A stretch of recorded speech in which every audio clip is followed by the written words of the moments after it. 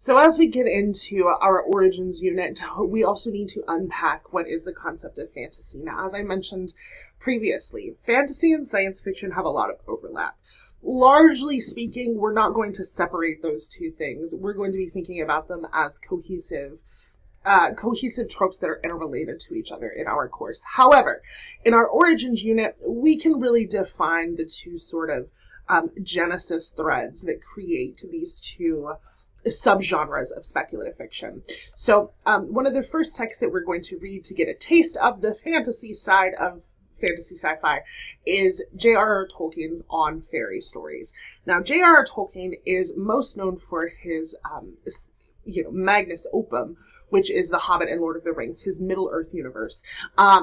He wrote probably one of the most iconic sort of mythic fantasy, not just trilogies. I mean, it goes way beyond just the original three. But J.R.R. Tolkien was a lot more than that. He was both a philologist and a professor at Oxford. He loved languages. He loved myth.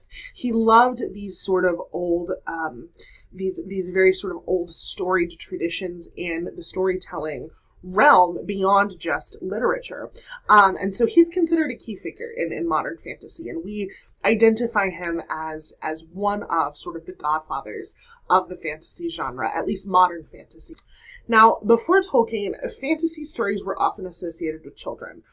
Which is On Faerie stories. We're reading this as a work of theory on fantasy literature, but he refers to fantasy as a fairy story. And you might think of that as a fairy tale, which is something that we would associate with children, right?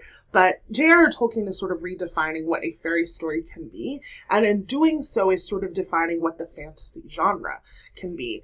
And some of the most, essential parts of the fairy story or of the fantasy genre that we will discuss throughout the course are things that J.R.R. Tolkien is theorizing in this essay.